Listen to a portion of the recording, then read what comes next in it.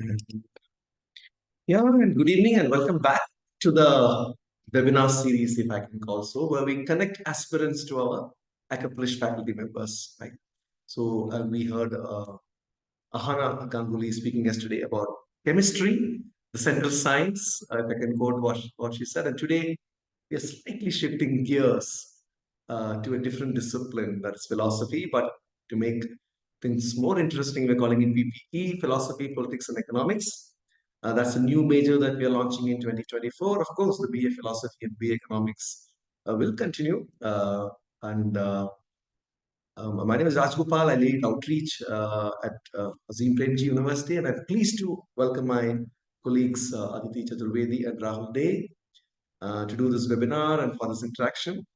So over to you, Aditi. You can share your screen and start. There's a lot of interest in, and of course, there is interest in philosophy and economics, but there's a lot of interest in PPE, which we get a lot of questions asked when we go for this sessions in schools and colleges. So some housekeeping things. I request participants to ask questions towards the end after the presentation. But if something burning, type it in the chat window. Over to you, Aditi. And then, of course, Rahul, when the time comes. So you need to, yeah, you have 1 minute to ask. So much. Hi, everyone. Thank you for being here. And yeah, also, so I'm Aditi. I teach philosophy. And there's also Rahul here who teaches economics. And, as we are going along, so sorry, Rajgopal, people can ask questions in chat. Is that how it'll go? Or can they just unmute themselves? How would you like to do How this? would you like to have it? Is it okay if you? I Stop me and ask questions. Oh, That's wow, how lovely. that's how So we run our classes. That's how we're going to run this webinar, if that's okay. that's Yeah. the So that's if that's the philosopher way of doing it. Yeah, I'll go. oh Go. yeah, no, absolutely. So if anything, so for all of you, if there's anything, this is going to be a lot of information coming at you, which is not how I like to do things, but these are the constraints. So I'm just going to, if at any point on any slide, there's anything you want to say something about, ask something about, please just stop me and ask. Okay. And also if I'm going too fast, you want me to go back, elaborate on something, anything at all that comes to mind, please don't hesitate. All right. This isn't just us or me talking at you. All right. But I've got a few slides to simplify some of this. So this is a new program which we are starting, as you've heard, in August of this year. And well, obvious question is, what is PPE? As the name suggests, it's a commingling of these three disciplines. It's a program that cuts across philosophy, politics, and economics. And the goal of the program is not to do a little bit of each, but to study these three disciplines in a way where we can see the interconnections. All right. And instead of me just describing this to you, I thought a good way of getting you to see what this is by showing you some of the questions that you might tackle and you might be in a position to answer at the end of a PPE program. So how do government policies in agriculture impact the livelihoods of rural farmers and the country's food security? How can India's foreign policy balance national interests with global responsibilities, such as promoting peace and security in the region?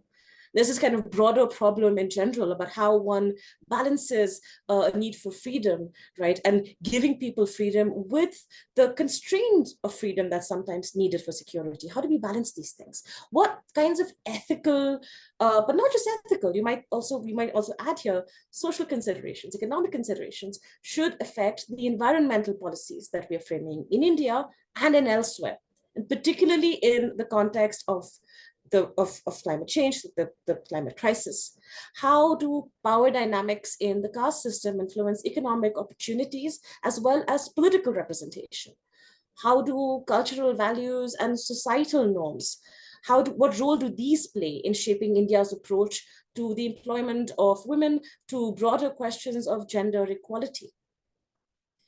What are the economic and social implications of India's digital transformation? We've heard a lot about digital India and digitizing, but what are the implications of this, right? How does our very sense of what it is to be Indian, and a sense of doing politics within India, our identity, how is that shaped by historical narratives and by cultural interpretations?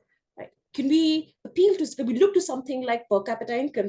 We have all kinds of instruments of measure, right? We have things like GDP per capita. Can we look at these to understand individual well-being? Can we look at GDP to understand, I don't know, well-being at a broader scale? What are the ways, what are some good, bad, useful, what are the limitations of the various ways in which we can measure and capture the progress of an Indian as well as of India, right? We're in this age of, I'm sure you're all even more than us familiar with the possibilities and dangers of AI, automation. What does this mean for all of you when you graduate? How is this going to transform work? I mean, I had some students tell me that they felt like this was a new industrial revolution. Is that what's going to happen? How is this, and given everything we know about the history of these movements, right? So we're going to look to various disciplines, look to what's happened, look to what we can model, what we can predict, what we understand, to answer questions like what will the role of work be in your lives? What might a world without work, for example, look like?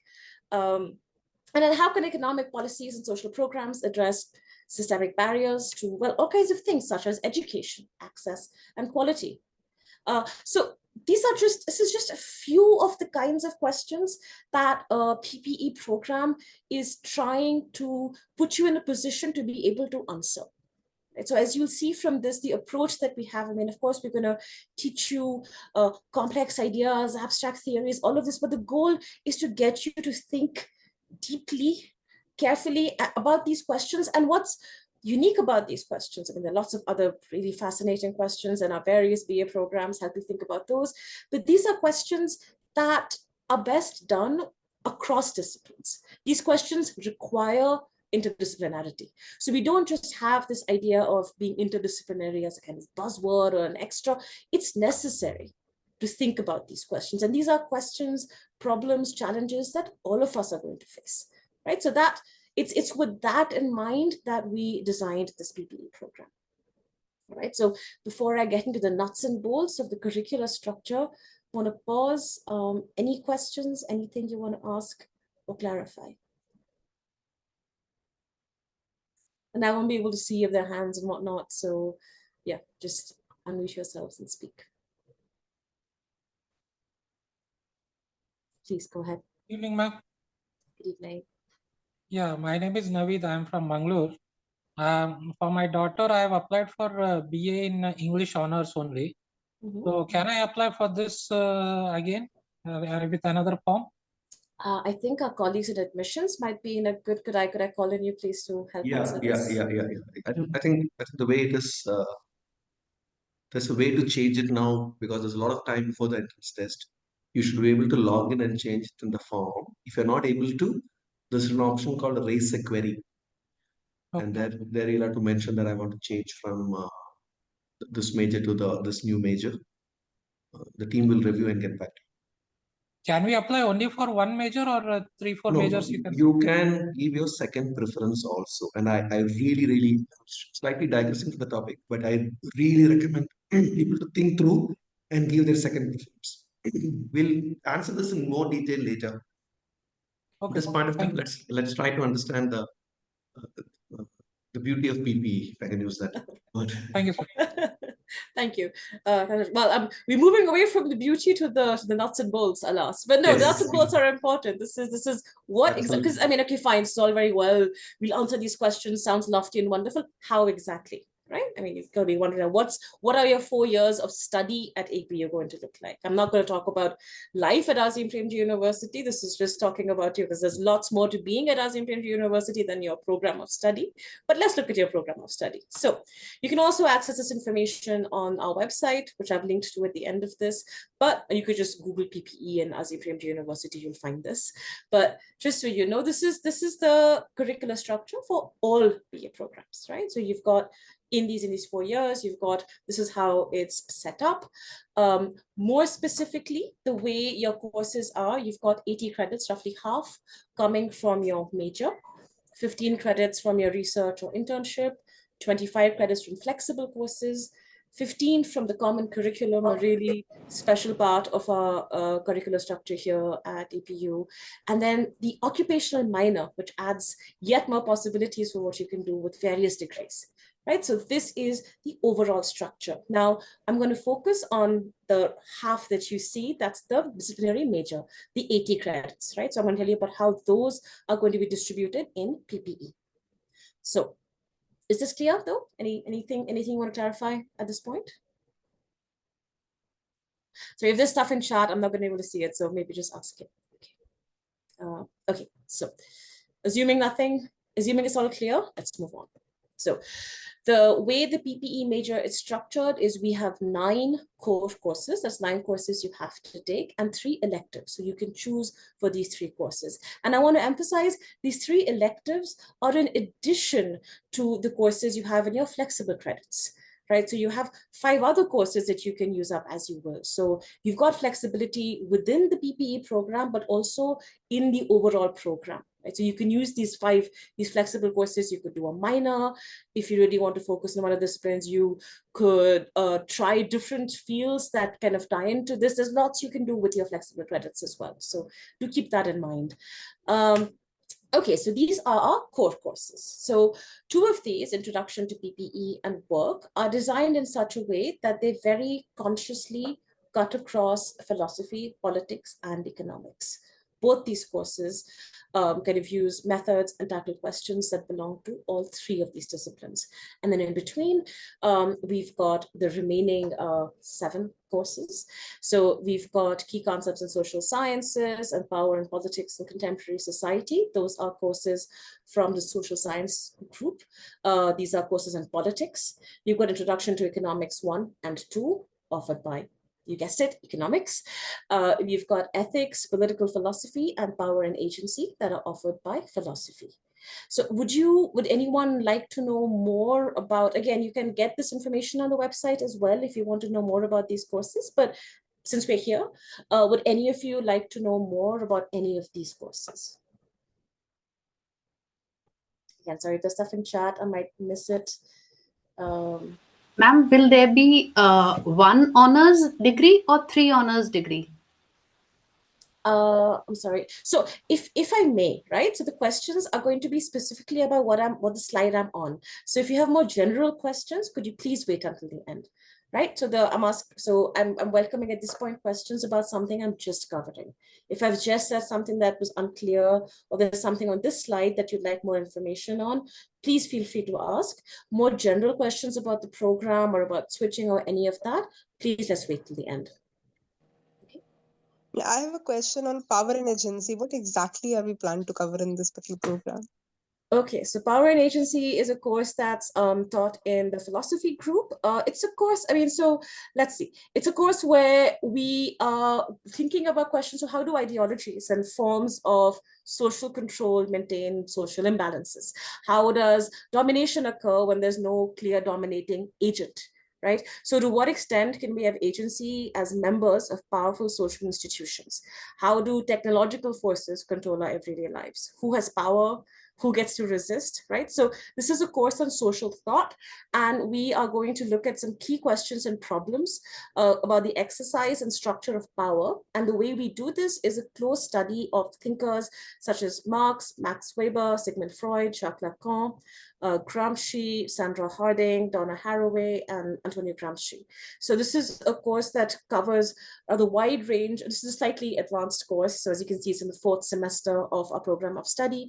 And again, the way we do this, we're going to use these thinkers to guide our thinking, but the course will focus on problems, not so much on intellectual history. So we think that this kind of deep study of these thinkers will actually allow you to acquire key capabilities, such as critically engaging with text, applying abstract concepts across concrete problems. And this is going to complement an earlier course that's political philosophy and ethics. But kind of the broad problem is really how social forces, rather than individual agents, can be loci of power. Does that answer your question? Yeah, thank you so much. Most welcome. Anything else? Anybody else want to know about any of these fabulous courses? I can see something in the chat. Aditi. There's a question Okay, asking, sorry. can you tell more about the social science? What do we cover? Because social science is also Right. used as a thematic area in the school subject here, right? Or they call it social Right, studies. right, of course. So Yeah. So I want to say, in general, this is going to be very different from what you've done in school. All of what you're going to do here. So you're going to have to, in a sense, put away your old notions and your old concepts. So when we say social science, I mean, again, the social science group here does a wonderful BA social science that we have at Azim Premji University as well. The people who teach in that program and the courses that are offered in that program represent a range of disciplines. So that's actually a BA that's also by its own nature interdisciplinary between disciplines such as anthropology, sociology, politics. So the courses we've included in the PPE program are courses that involve at least 2 of the 3 systematically throughout the courses. So you're going to have courses that are either going to involve politics and economics, politics and philosophy, philosophy and economics. So it's always going to be at least a combination of 2, if not 3. So the courses that we have on here, the core courses, right? So key concepts in social science. This course is going to study phenomena, structures, institutions, actions in the realm of human affairs by looking at an evolving set of frameworks and concepts. So what this course is going to do is give you some building blocks of the methods of social scientific inquiry, right? So it's gonna give you, again, this course, like many other courses, has a kind of toolbox approach. So what it's trying to do is give you a set of conceptual instruments that are used by different social science disciplines, right? And so that's yeah. So the main kind of key concepts that are covered in this course, right, are to do with sociology and anthropology, political science, economics, and the philosophy of social science, right? So that's the key concepts in social science course. The course on power and politics in contemporary society, right? I mean, it talks about, well, it kind of focuses on how India is exceptional in many ways. So of all, unlike most post-colonial nation states that have come out of 20th century anti-colonial liberation movements, India has actually remained the largest functioning democracy in the world, right? Except for one kind of blip in its 75 plus years of existence. And so this is going to kind of, this is going to look at critical events in kind of in the development of contemporary India. Is going to look at different discourses that have gone into our understanding of India and India's democracy. We're going to look both at concerns and kind of look at the possibilities of India post 1947, right? So it's going to introduce you to kind of key ideas, processes, and outcomes that shape contemporary Indian politics. So nothing like social science in school. I'm going to say, or in a way it draws on some elements of social science, but in a way that's probably going to be very new. What about 7th semester, 8th semester? Do we have courses, or it's just a project work? 7th and 8th semester? So 7th and 8th semester, we've got, again, there are a few options you have, right? So you could pursue an internship in the 7th, you could pursue an internship in your 4th year, which again would make a lot of sense for something like PPE. You could do further research work, right? So you could write an honors thesis under supervision of a faculty member. So for example, in PPE, you might be particularly interested in one of the 3 or in 2 of the 3, or, you may want to do some research work in the 7th and 8th semesters. And there are also more advanced elective courses that you might want to take at that point. So there are a lot of options. Thank you, ma'am. You're most welcome. Is it necessary for the student to have a prior exposure to economics Rahul, at the +2 level before for this program? Is that a prerequisite? Rahul? Yeah. So no, you don't need to have a background in economics. The program assumes that you haven't done economics before. Even if you've done economics before, you'll find, as if something that Aditi is saying, it's going to be really different from what you did in school. So we start by just assuming, and he teach you the methods and concepts that you don't, I mean, you don't have to do it in school.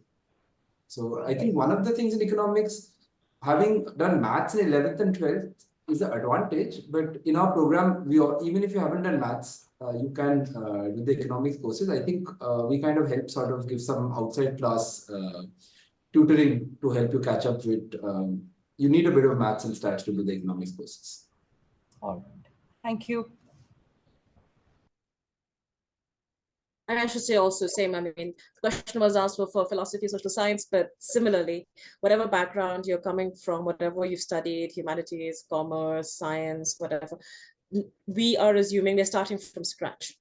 So, and if you need support, we have all forms of support. So we're not presupposing anything from people applying. Yeah. Except certain, I don't know, curiosity or willingness to learn, things like that, but not subjects that you've studied. Okay.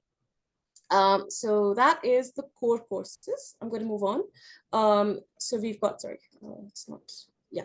So these are elective courses. So we've got, and then you choose from these, right? So the way the program is set up in the last 3 semesters, you have an elective each. So you'll see it's a bit light in semesters 4, 5, and 6. So you have a second, well, sorry, not so much 4, but 5. So yeah, I think, yeah, so semesters 4, 5, and 6, you'll have an elective in each of these semesters, and then you can choose from these. Again, these might change slightly depending on faculty availability, so we're not sure that all of these will be offered each semester.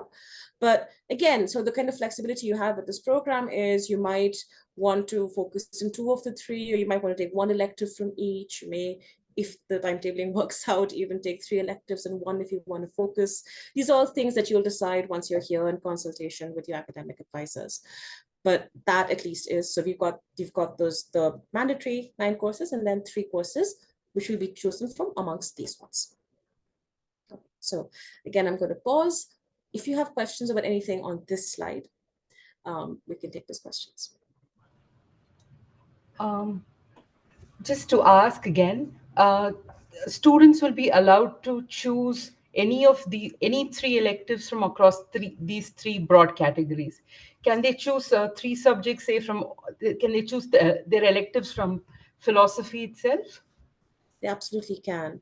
But so here's the slight, so we're hoping with PPE that the goal of the program is not to encourage specialization, right? So if you want to there are many ways to do that. So if someone's more interested, say, in philosophy, they could always just take philosophy and then take minors in other disciplines, right? So those are also, there are different ways of doing this. So I would say that, so I'm kind of anticipating a potential question about choice, but with PPE, we will encourage students when possible to take courses at least across 2 of the 3, because the goal is, and all of these courses in a sense integrate other disciplines as well. So they're not, but I mean, theoretically, and again, this all depends on various factors, because students may not be free to choose.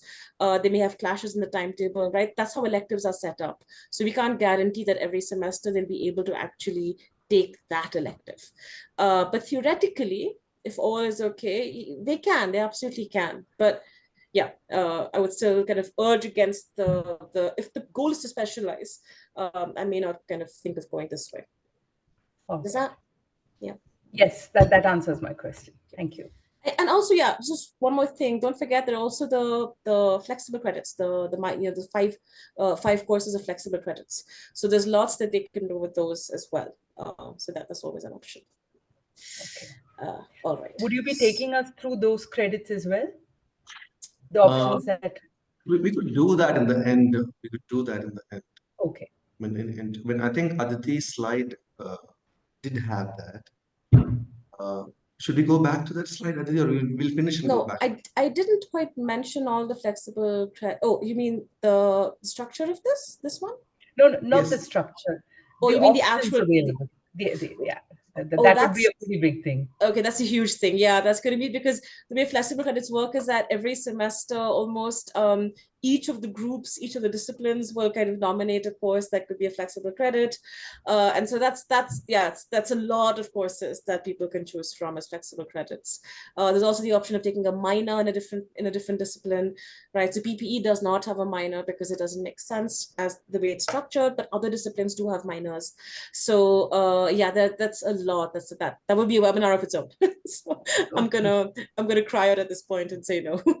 I can't go for that. I think Aditi, the question on the chat is any minor available outside the PPE. right? So, Yeah, so, absolutely it is. I think if some, say for example, somebody is coming from this, having done science in 11th and 12th and doing PPE, could do a set of courses in mathematics in to the flexible credits Sure. or physics for that matter. So that's possible. I think that Yeah. flexibility is there. Oh, absolutely. They are minors, right? So you could do, I mean, again, it would be nice if you thought about, I mean, it depends on what you want to focus on, right? With PPE even. So it'd be good to think of a minor that harmonizes with your study in PPE. But I could imagine, for example, I don't know, in environmental science, for example, just take one example, would make a wonderful minor along with PPE, right? Imagine the field you want to go into says environmental policy. That's what you're passionate about, right? Doing a PPE major with an environmental science minor would be a great combination. But also, there's a lot to be said for taking minors just to satisfy intellectual curiosity, right? Not everything has to be instrumental. So maybe you just love maths, right? Or you just love literature and you want to do a PPE major, but you also really want to learn to write, and you want to read poetry and short stories and novels. And so you might do a minor in literature, but there's nothing kind of keeping you from doing that. In fact, as you point out, it is a liberal education, so you're encouraged to do that. Personal choice. Okay. All right, so let's maybe move on. Excuse me, ma'am. Yeah, sure.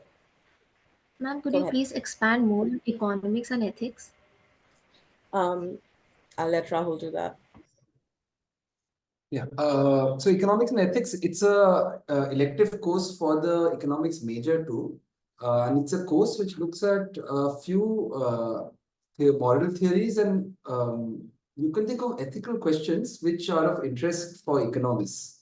So for example, questions about environmental sustainability or questions about justice. And what the course does, it kind of uses tools of or theories from ethics and moral theories and kind of applies it to understand economic problems. So you'll probably be having students who are in the economic major in your class. And how it fits into PPE is because you already do an ethics course as part of your compulsory majors, and you're doing introduction to economics. So this is kind of a course which brings together stuff you learn in both of these and applies it to contemporary problems. So you could think of it as like kind of an application course of like ethics and economics. Thank you, sir. Great. All right. So is there anything else I need to answer? Right. Okay, great. All right, so let's move on. Okay. Why PPE, right? So now we know what PPE is, I think, clearly enough. And if not, there's time for a few questions at the end. Why might you want to do a major in PPE? I'm not going to exhaustively answer this question, but here are a few things that you might want to keep in mind. Well, one of them is that PPE gives you, I mean, as the name suggests, it is going to give you an interdisciplinary perspective, right? And this, again, like I said, this is not just some extra thing that we add on the top. These three disciplines, there are a lot of concrete problems that all of us are facing and are going to face that can be best addressed through connecting these three disciplines, right? Then each of them kind of offers unique perspectives on the same object, on social phenomena, for example. And what this lets you do is it teaches you to analyze these phenomena from multiple angles. And it encourages you to practice this constant synthesis. And this will hopefully allow you kind of nuanced insights into complex issues. Right? Again, you might say, why do we value? So it's one thing to say you should do PPE because of interdisciplinarity, but then the obvious question I hope you're asking is, why should we care about interdisciplinarity, right? It sounds very nice, but what is the value of it? And I guess that's kind of where, again, by kind of integrating these diverse disciplines, what it does is it gives you a set of versatile skills. It's going to really enhance your problem solving abilities. It's going to let you navigate ambiguity, complexity effectively, right? And the mindset that lets you bridge disciplinary boundaries, that lets you take questions from one discipline, right, and kind of and answers from another one and bring them together, that ability to move across different contexts, different domains, is an extremely valuable skill in life, but also in a range of jobs, right? So in your academic journeys, in your professional journeys, in your life journey, this ability to synthesize that you get from a true interdisciplinary approach is something that's very, very valuable.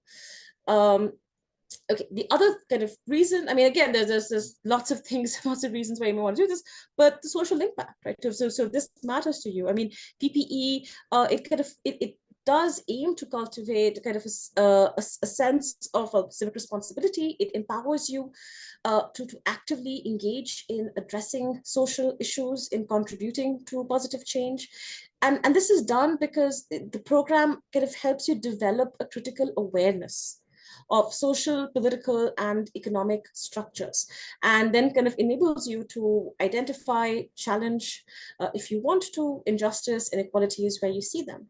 It also, in terms of the skills that these programs teach you of communication, of writing, of analysis, it also gives you the skills you need to advocate eventually, if that's what you're aiming to do, for social justice, for amplifying marginalized voices, for promoting inclusivity, equity. You could think of doing community-based internships, for example, in your last year, even during your summers. You could, directly kind of apply your knowledge to these contexts. And again, the way in which PPE fosters collaboration, partnerships between different disciplines, but also will also, in some sense, make it easy to translate thinking of partnerships, say, between academia, government, non-profit organizations, private sector, right? So these are shared challenges, many of the ones that you're going to be facing, and they're often best addressed collaboratively. And a program like PPE gives you the tools that you need to actually do this. Right. And then, of course, I mean, the question that, I'm not gonna end without saying that this prepares you really well for a range of careers. I've already kind of mentioned partly how this happens, right? The kind of diverse skill set that's highly transferable across various career paths, industries, the really strong critical thinking skills that you'll develop that will let you analyze these complex problems, the analytic abilities, right? So you won't just learn you'll be analyzing all kinds of objects and entities, right? If you think of what is studied in these three disciplines, you'll be analyzing data, abstract theories, identifying trends, thinking of evidence-based solutions to real-world challenges, right? Of course, communication skills, that's something you learn about, and that's also partly through a common curriculum.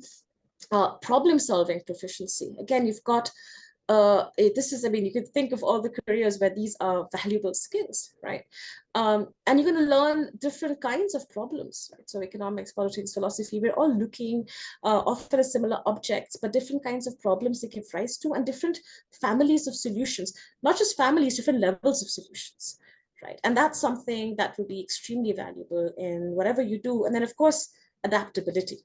So this really does foster that.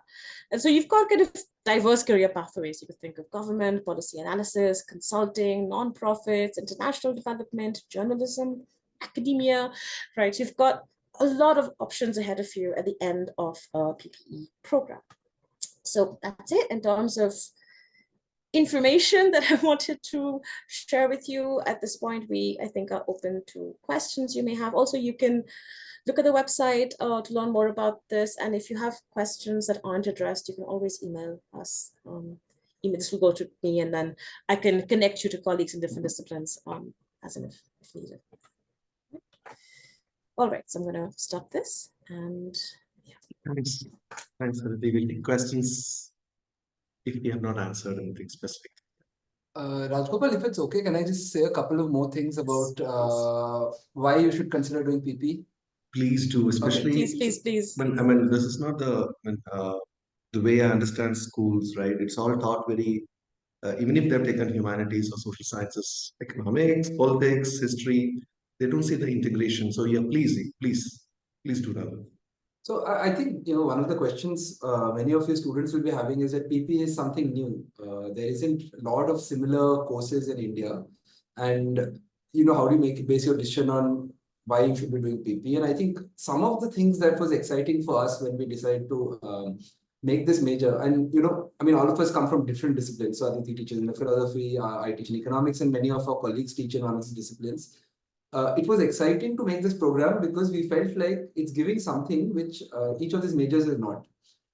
Two kinds of ways that I was thinking about it is, for most students, choosing any subject after school is hard because, you know, what you've studied in a subject in school, like history, social science, philosophy, economics, is very different from what you're studying in college.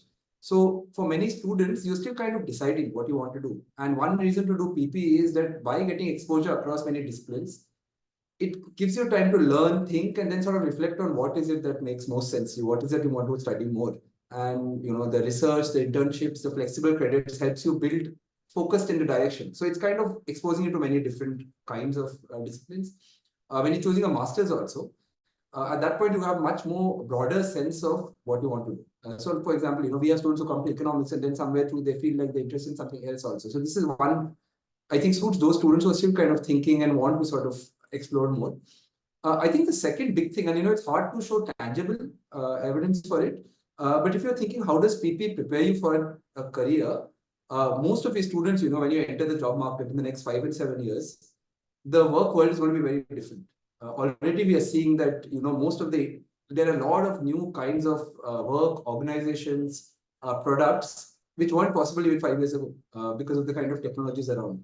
All the big cities in India, you know, Bangalore is a very good example. These are some of the fastest growing cities in the world, and a lot of the new work is in very new processes.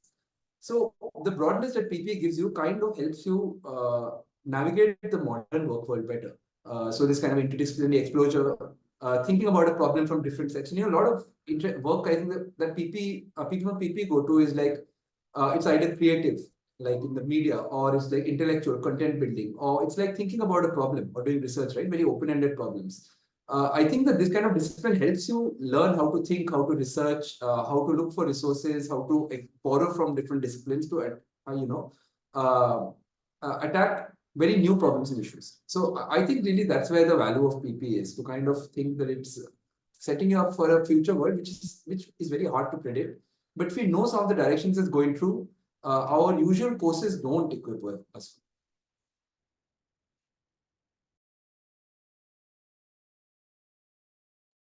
Thanks, Rahul. That helps.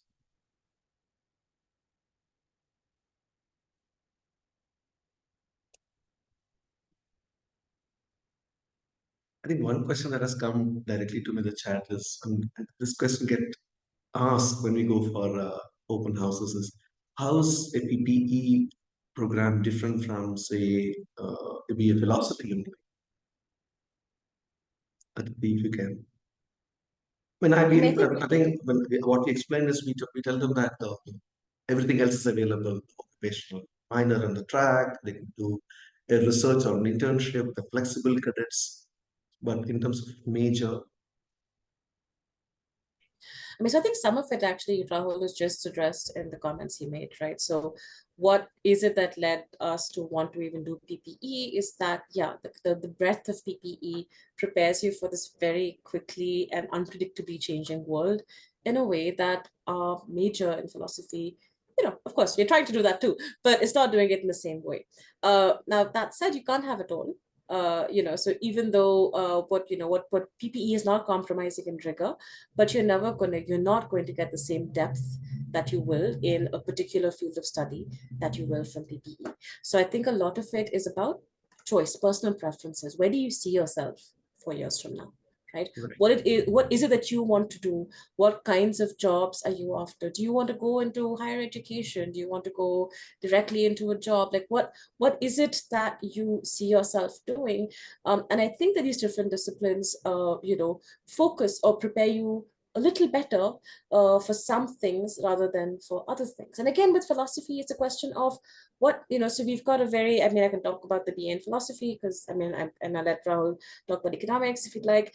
It's just that we have a very wide range of courses that wouldn't be available to you if you're doing PPE, right? So for example, if you're interested in questions about metaphysics, if you're interested in questions about art, about say philosophy of art and questions like that, we're not going to be able to cover those even as electives within the PPE program. So what is the set of questions that fascinates you, right? That's one question you should ask yourselves. And then second is, where do you see yourselves in 4 or 5 years from now? So I think depending on how you answer those questions, you might want to choose one program over the other. But again, I mean, I'm happy to talk to individuals, help them choose if that makes a difference. I think it's very hard to give a one-size-fits-all answer to that. It's a difficult question. Yeah, but yeah, Rahul, I don't know if you want to mention anything about economics. Yeah, and I see a couple of questions on economics. Maybe I can take them along. Each of our programs in itself also give depth. So Aditi is saying, like the philosophy course you get, philosophy major gives you a lot of depth. The economics course does. But I think just speaking from economics, we have a lot of students who, as they're doing economics ends up being quite quantitatively rigorous, don't want to do so much quantitative rigorousness. So one of the differences is for someone who doesn't want to do that much quantitative rigorousness, but wants the basic tools.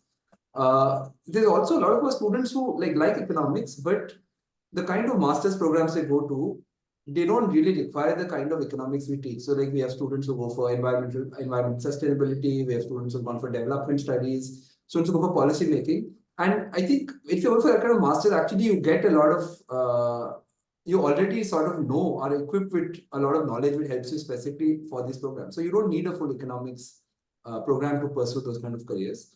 I'll just take a couple of questions here. So one is, is it just focused on India or is it looking at world level scenarios? We have a course on India, which is called Indian Economy, which is not in the PP, but can be done as an extra elective. Many of the courses use data which is India specific, but we also look at, like, you study like case studies or you're looking at data, or we have a course in world economic history which also looks globally. In fact, a lot of it focus now we are looking at East Asia, which is a part of the world which economists don't study. So it's not only focused on just India level. However, understanding India well is an important component of economics. I think the second one is a little trickier question. I think someone's asking that they've done a master's already and is a bit disillusioned with mainstream economics. So is PP a way of getting a different degree? I'm going to say a very counterintuitive answer. So one is, I understand. There we also have students. I also went through a phase where you find mainstream economics disillusioning.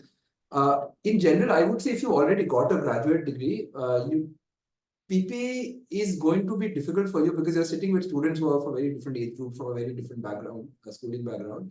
There are interesting master's programs. Right? I'm not talking about us here, but I think you can find master's programs which are not mainstream economics, which might help sort of rebuild your interest in economics. I think after doing undergraduate in India, at least another undergraduate degree, it's a very high cost for something that doesn't add a lot to your and you can even look at, so Azim Premji University, I'm sorry, I'm doing a little bit of outside PR.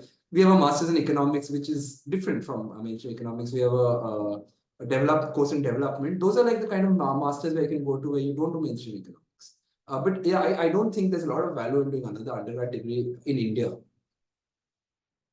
That sounds right to me. I agree with you. I mean, I know nothing about economics. That sounds like solid advice. Just to also quickly answer Aditi's question about the national. So, okay, so it's just national level economics. But in case you're curious about the other courses as well, in case you also want to know social science and in philosophy, we look at both, right? So the social science courses, again, do focus on India. In philosophy, the questions we ask, and some of the philosophy questions also cut across philosophy, politics. So in the intro PPE course and in the course on work, we are not just going to be focused on the national level, but we're going to be looking at some problems that are in some sense transnational. And then also in some cases, we'll be looking at case studies and looking at problems from other parts of the world as well as institutions. So we've kind of got a mix of that. In the overall PPE program, we've definitely got a mix of local and global. I just wanted to kind of quickly add that. There's another question about the notion of philosophy being utopian. I would recommend taking a look at our website. That's certainly not the kind of approach that we have, and it's not the approach we have in the PPE program either, right? So there's often this kind of vision of theorizing as people, there's that image of the thinker, right? Just kind of sitting far off of a rock, kind of navel gazing, and that's really not how we think of what we're doing. Right? What we're doing is providing people with key capabilities, skills, tools to help them think better about the world, right? So it's not so much abstract utopian. Of course, nothing's stopping you from doing that, but that's not all we're doing. There is a question about the entrance test. All right. Could our colleagues in admissions maybe take that? Yeah, we can. I mean, should I do it now or are there any other questions?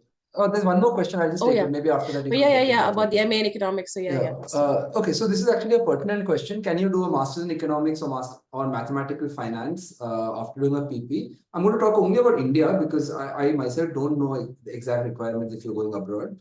In India, any master's in economics degree does not require a BA economics. You need to in most universities, especially public, you need to pass an entrance exam. So in theory, you can do. In practice, though, I think if you're sure you want to do that, you can plan your 4 years such that you're equipped to do, because the economic courses you do will give you the basics, but it won't give you enough to do the entrances for these.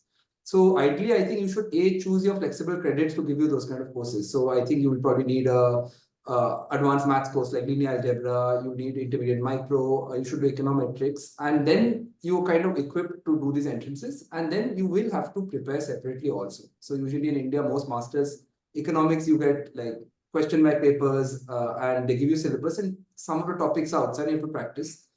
We have students who sort of study and do study groups and study together for it, but it will require a bit more than just doing PP. So if you're something that you're thinking about, I think by the time you reach your third semester, you can talk to your academic advisors, which is, some of our faculties help sort of choose your courses and say you want to do this, and choose your courses accordingly and plan out your sort of summer break preparation focused on applying for these courses. But yeah, I think it's definitely doable if you're focused and motivated.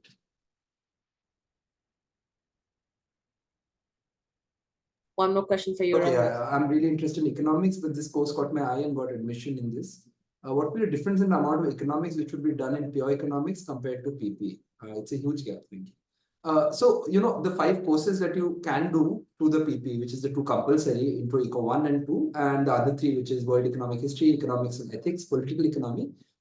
These are our part of our economics major. So you're essentially doing 5 courses already from the economics major. So that means 2 things. One is that you're getting the same economics, but you're getting less than someone coming from a economics major. And that has its pros and cons. But I'll tell you, I think one of the things is if you are really interested in economics, you can choose more courses to do in economics. It won't be the equivalent of an economics degree, but you can do enough economics which will help you in whatever masters you do. And I think like the last I was saying, that you can kind of plan your flexible credits in. How big is the gap? I think I'll give you the easy answer. So, advanced course in economics, just do much more advanced. I think a lot of things you can study by your own, but I think the advanced techniques, which is, statistics, econometrics, modeling, these are kind of things that you won't get exposed to in a PP. So you have to either take these courses or you have to sort of in your summer break plan out and sort of study them by yourself. So that's, I think, the biggest gap, which is hard to cover up by self-study. I don't know.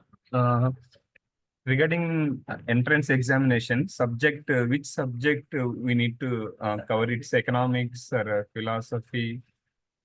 Subject questions we need to answer it. If it is general mathematics and English, that is there.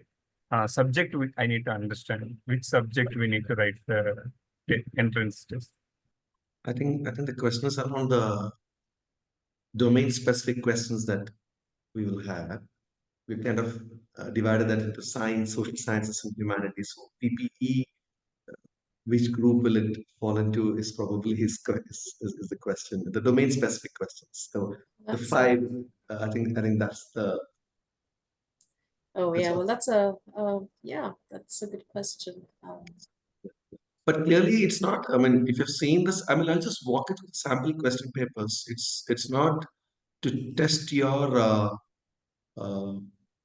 domain understanding in that sense. It will be a chart or a graph given, and then how do you interpret that, right? Or which are the. I mean, I can walk you through that. There's no question on the domain on the discipline specific.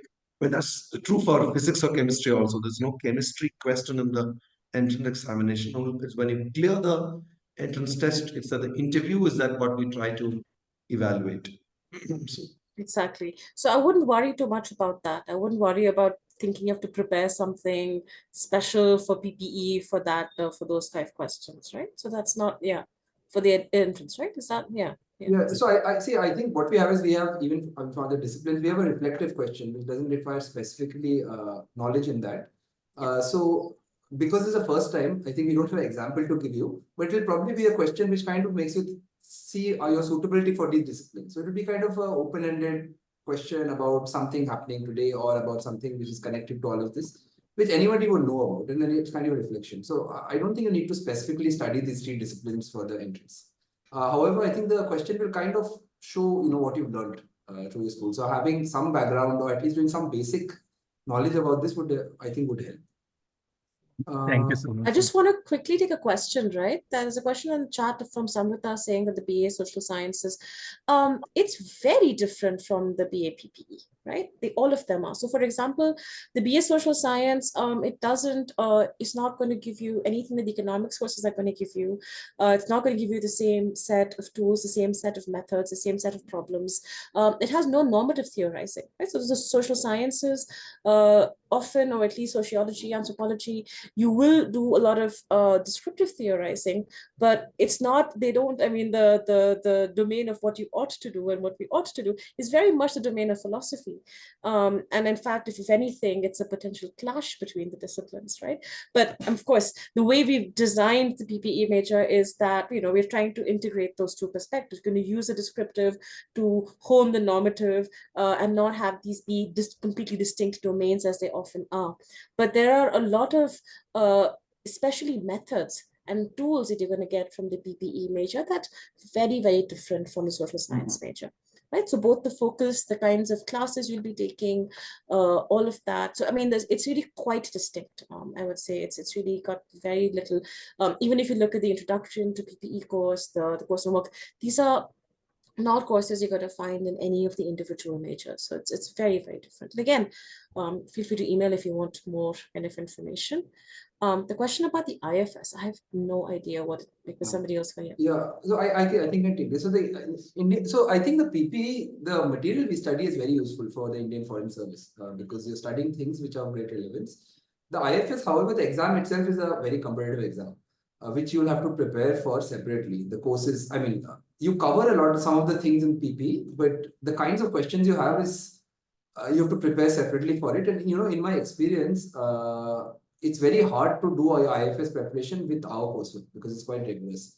And IFS is a tough exam to crack for first time. So I think you have to be mentally prepared that you do 4 years, you get a really good education, which is helpful for IFS, and then put in a year to study specifically for IFS because the question papers are it's a very different kind of exam. The kind of material you have to retain, our courses not directly teach you like that.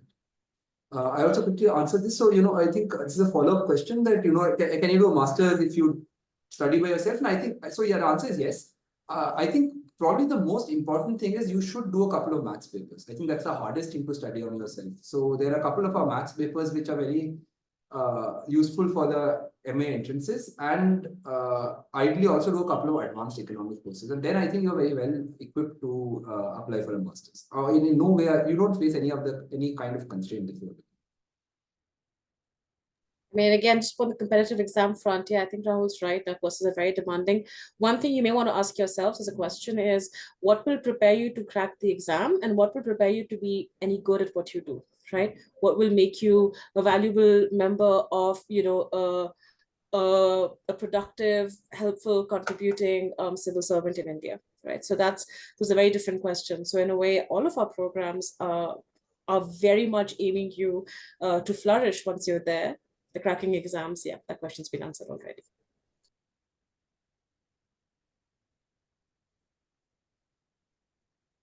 All right. Hello, ma'am. Yeah. Ma'am, I'm Aisha and I'm from Kashmir. I would want to know, I have chosen BA Social Science, but I want to know, I'm from economics major. In my 12th class, I have chosen economics. So will this course be more beneficial or I should go for BA Social Science? I don't think there's a right answer here because both are good programs.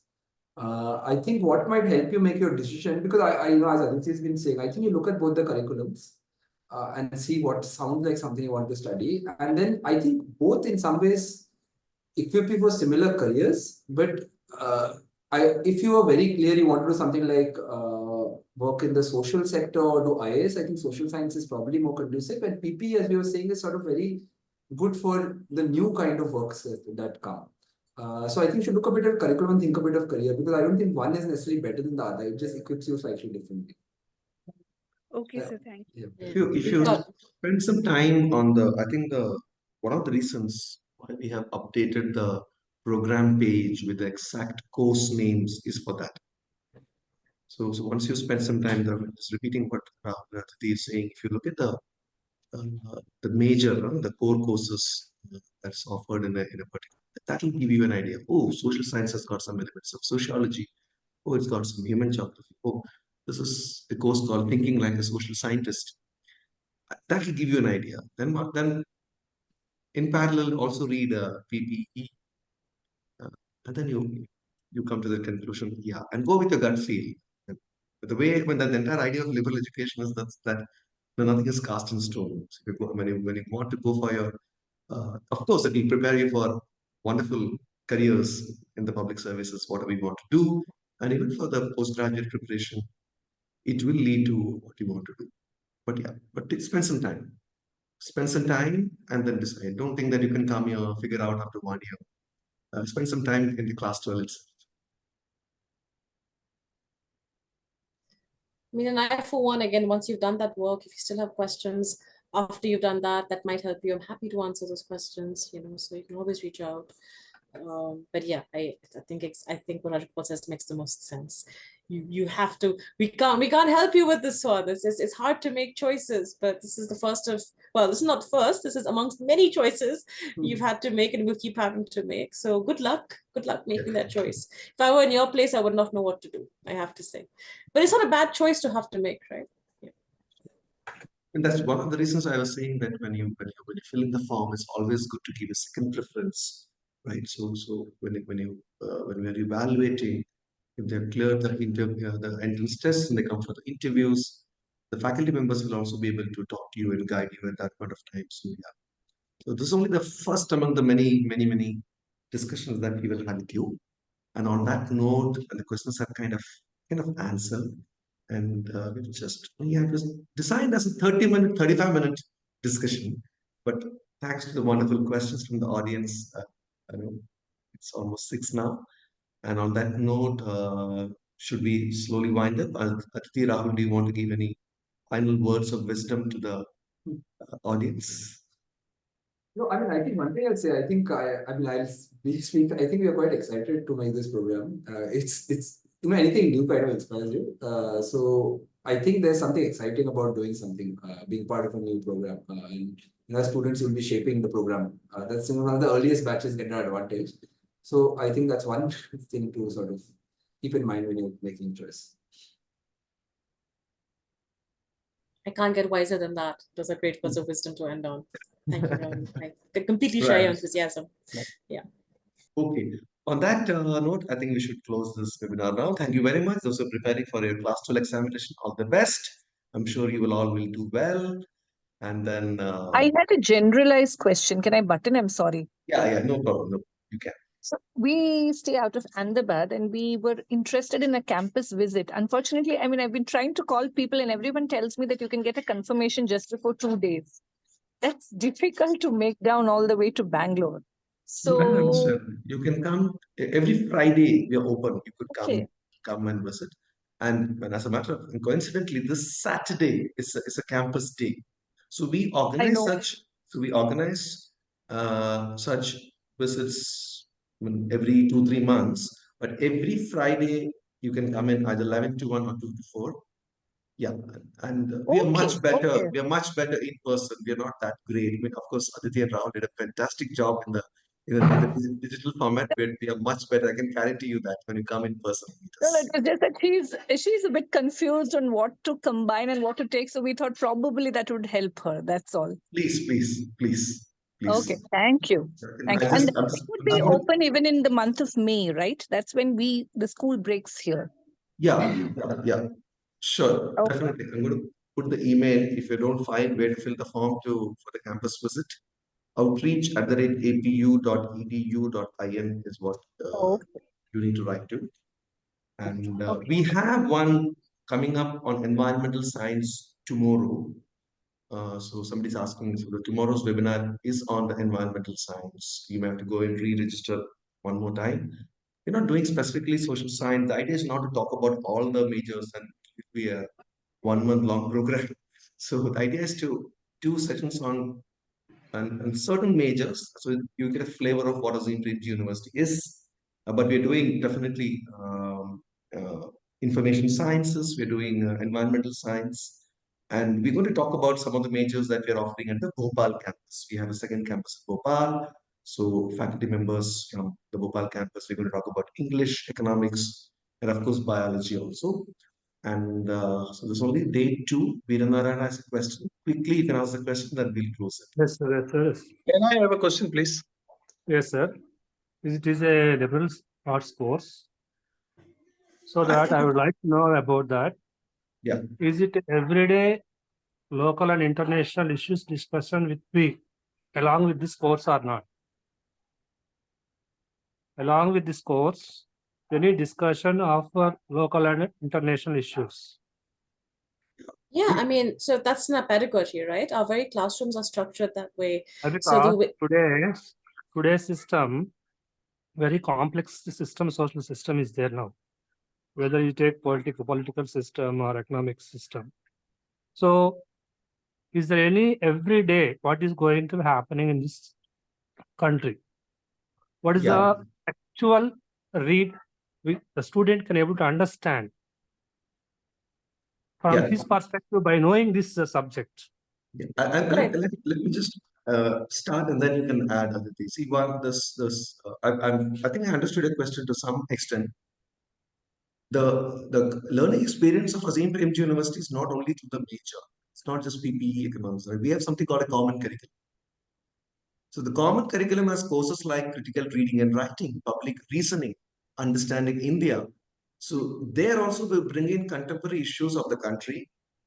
And of course, we can't just look, we have to look at situate India in the global context, right? So automatically, in terms of readings, discussions, debates, it will come in, right? But now it's best to hear from the academics themselves. Yeah, no, I'm just saying this. Yeah, I wanted to add exactly that actually, Rajagopal, because I also coordinate public reasoning. And I can tell you that public reasoning is a common curriculum course. Every single student has to do it. Every week we are thinking about what's happening right now. Every quiz we have students write op-eds. We have students do viva discussions. So we train them to actually not just think about issues, but have meaningful discussions around crucial local and international issues, right? So public reasoning does that, understanding India. But one thing is, we don't tell students what to, we don't tell them here's how you understand the world. What we do is we give them the tools they need to understand the world. And so the PPE program does that also, right? The idea is that you're right, it's complex, it's constantly changing, it's hard to make sense of. Well, we are giving people the tools to make sense of it for themselves. Right, to think for themselves, we encourage that, and then we give them the means to actually do it, right? So that's, of course, it's that. And in our teaching, I should say, right, I know I do this, most of my colleagues do this, we constantly connect what we are teaching to issues. One more thing, madam, from my side. It's a technology era. So many options from the technology side. Suppose I would like to join my daughter in PPE program, even though she's preparing for IIT JEE. So I have a dilemma. Why? Because I have some social outlook. Yes. What the problem in this country? What is the bias politics present in the democratic system? And how they are manipulating economy for the people? And whether the student can give a proper discussion and evaluate himself, himself, the future growth of this country, how it goes will be helpful, and so that I will be confident. Yes, I did good job for my daughter. Yes, because even though you know very well about that, after completion of 4 years of BTech, every student is getting good opportunity in this system now, technology era. Right, sir? What's the question? I didn't understand. I worked in the tech field. Yes, sir. Suppose they have completed BTech. In the 4th year, they're getting very good opportunities and they're settling well, even by 4th year. Right. But Even, of course, they may not settle well, but they should have clear picture. Yes, this is the system. Yes, they can command the system. They can question the system properly. They can evaluate the system properly or not by completing this course rather than technology course. Right, right. So it's not like comparing with the technology course. We need engineers, doctors, lawyers, chartered accountants as well, right?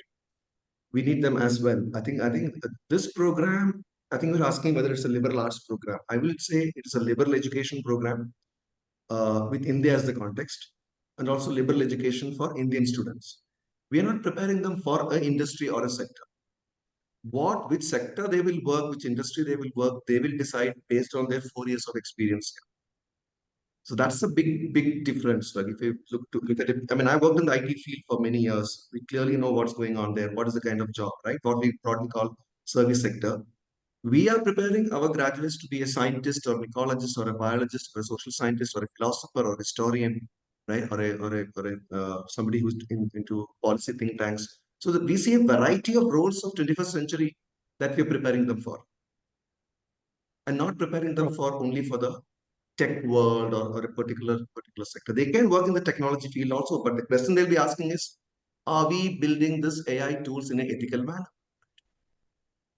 Or if you're developing a product, whose problem is it solving? Whose problem is this tech product solving? So we're preparing them, not just consumers of information, just understanding something, but also producers of knowledge, producers of solution for sustainable India. That is the world. Okay. On that note, I think we should stop. I can just go on. This is my pet topic. That's the idea of liberal education, right? The idea of liberal education is to help them break from the clutches of traditional higher education that's happening across, right? So yeah.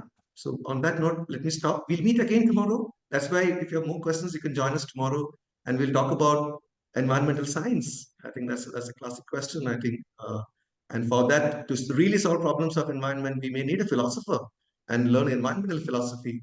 And we do not have. I don't think we have techno-managerial solutions for. Right. Okay. On that note. Narendra जी बंद करना पड़ेगा time थोड़ा ज्यादा है last question you have a question? Yes, I have a very short question already since we are running out of time. So I want to ask that if anyone who completes this course and his ambition is to enter into the government services job, if we particularly I give the example of the UPSC. So how this course will be helpful for him or in that way? You can answer it shortly since we are already running out of time. I can only tell you that there are students, one or two of them, who have cleared the civil services examination. Okay, she's in the IRS working now. But now I'm not going to showcase one student and then tell them that come aa jao aapka UPSC ki tayari hai. She has worked hard. She made good use of this 3 years, right? And then, as Rahul said, took a year break. No, she worked for an organization at the grassroots, understood the issues of the community, realized it, and then prepared 1 year for this thing, right? So there are students who are preparing, and the foundation for getting into civil services is a good undergraduate degree. That we can assure you, right? If you apply yourself well, solid 4 years of preparation. उसके बाद आगे क्या करना है? पूरा, as I say in Hindi, मैदान एकदम खुला है. Right. That's up to that person where he wants to go. Exactly, that's about it. They'll come up with civil service idea, but after doing here, they'll say that I want to work in Badmer with the community there. I want to go and work in Betul in Kesla block. I don't want to be a collector, but I'll work at improving the local panchayat. Who knows? So we should have all those options open for our children, and they're going to take the path that's best for them. I don't think adults can really decide the pathway that they would take or they must take. No, but I was asking that how this course can help them. You know that the foundation which is led by this course on which they have to become one brother is in revenue services. He is an IRS officer. So I also asked the same question from him, but I couldn't got a very satisfactory response. Yeah. I think some of this was tackled also by Rahul, right? So when we were answering the question about the IFS, I think what we said was that this course, again, is not going to train you to crack the exam, but it is going to train you to be a good civil servant, right? So as you know, you have a sibling in the IRS. So you understand the kind of concrete problems he's faced with every day, right? So in a way, what this course is doing, giving you a grounding in kind of asking normative, kind of tackling, odd questions, dilemmas, ethical dilemmas, political problems. What should I do, right? You always have to make decisions. Understanding complex economic matters, understanding, making sense of being able to properly analyze the social structures, right? You're in the civil services, you don't know what cadre you're going to get. You don't know what part of the country you're going to end up in. You're going to move from place to place. You're going to have to constantly adapt to new settings, new surroundings. Being able to do that is a very, very difficult task, right? And so that is the kind of thing that this course is going to prepare you to do. It's going to give you those skills, that character to do that. And of course, not just that, lots of other things. But one way in which this course can help with that is this. But it's the kind of person you become. Yeah? Sure, it's a right answer. Thank you. Thank you. Excuse me, ma'am. I have just one question. If we have to contact you for any further question anytime, so can you please give us a number, anything to call you, or email ID to message you on, please? So we don't have a dedicated PPE email ID yet, but can I give the philosophy one, Rajgopal? Is that okay? Yeah, that's fine. Absolutely fine. Yeah, so you can email at this, and then if there are questions that pertain to one of the disciplines more, I can always then direct you to my colleagues in economics and social science if you'd like, but you can always just email this. And so this is in the chat box. You can all see that, philosophy_SAS@ap.edu.in. Please feel free to email if you have any questions. Yeah. Okay, thank you. On that note, I think I'm really going to end this. But I would have continued, but in the interest of time. So thank you so much, participants who joined, and Rahul, Aditi, both of you made the interaction really engaging.